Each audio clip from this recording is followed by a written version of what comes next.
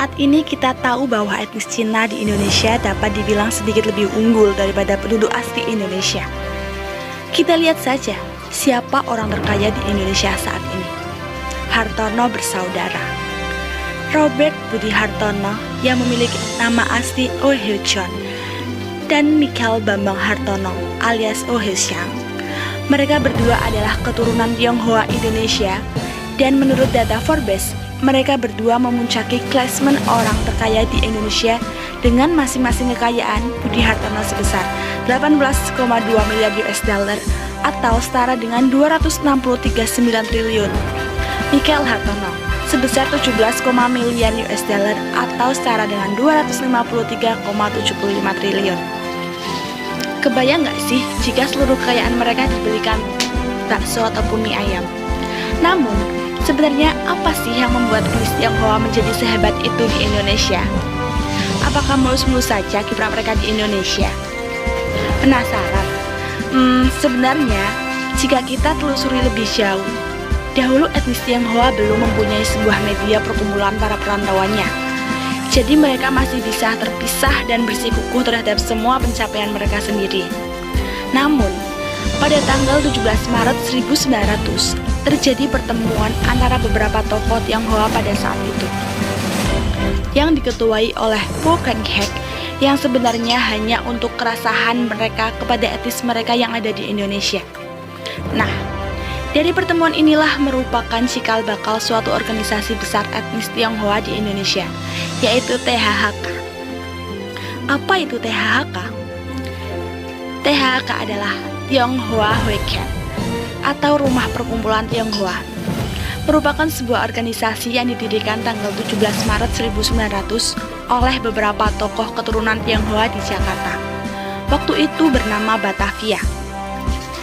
Tujuan utama para pendiriannya adalah untuk mendorong orang Tionghoa yang bermukim di Indonesia, yang mana waktu itu bernama Hindia Belanda, untuk mengenal identitasnya. Mereka menginginkan masyarakat Tionghoa yang sudah bergenerasi hidup di Belanda mengenal kebudayaan Tionghoa sehingga mereka bisa bersatu sebagai satu kelompok masyarakat yang dihormati oleh penjajah Belanda. Tidak hanya itu, mereka juga ingin memperdalam kembali ajaran filsuf Tionghoa yaitu Konfusiusme, yang pada saat itu kebanyakan pengikutnya sangat tidak memperdulikan hal tersebut. Dalam perjalanannya, mereka menemukan adanya kekurangan yang mendasar bagi mereka, terutama dalam bidang pendidikan.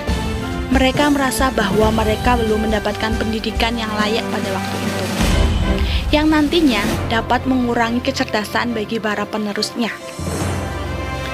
Maka setahun setelah didirikan sekolahnya, mereka berinisiatif mendirikan sebuah sekolah yang dapat menunjang kecerdasan bagi para penerusnya. Yang akhirnya pada tahun 1901, mereka mendirikan sebuah sekolah khusus untuk orang-orang Tionghoa, yaitu Sekolah Pahua, yang tujuan utama dari sekolah tersebut adalah sebagai media kaderisasi dan sekaligus perlawanan etnis Tionghoa terhadap pemerintah Hindia Belanda dengan jalur pendidikan. Tidak disangka, sekolah tersebut menjadi sekolah yang sangat eksis, memunculkan kader-kader baru etnis Tionghoa pada saat itu, sehingga membuat pemerintah Hindia Belanda pada saat itu merasa terusik.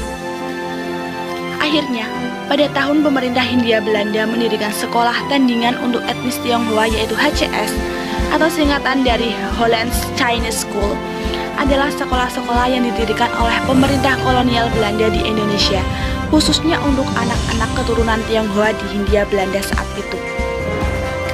Sekolah-sekolah ini pertama kali didirikan di Jakarta pada tahun 1908, terutama untuk menandingi sekolah-sekolah berbahasa Mandarin yang didirikan oleh Tionghoa Huican sejak 1901 dan yang menarik banyak peminat. Selain itu, tujuan utama dari pemerintah Belanda mendirikan sekolah tersebut sebenarnya hanya untuk lebih mudah memobilisasi gerakan-gerakan etnis Tionghoa dan segala bentuk perlawanan dari mereka dapat diatasi dengan mudah. Dengan dalih sekolah yang diakui oleh pemerintah dengan pelajaran-pelajaran yang sangat modern, sekolah HCS ini menjadi kiblat utama pendidikan bagi etnis Tionghoa.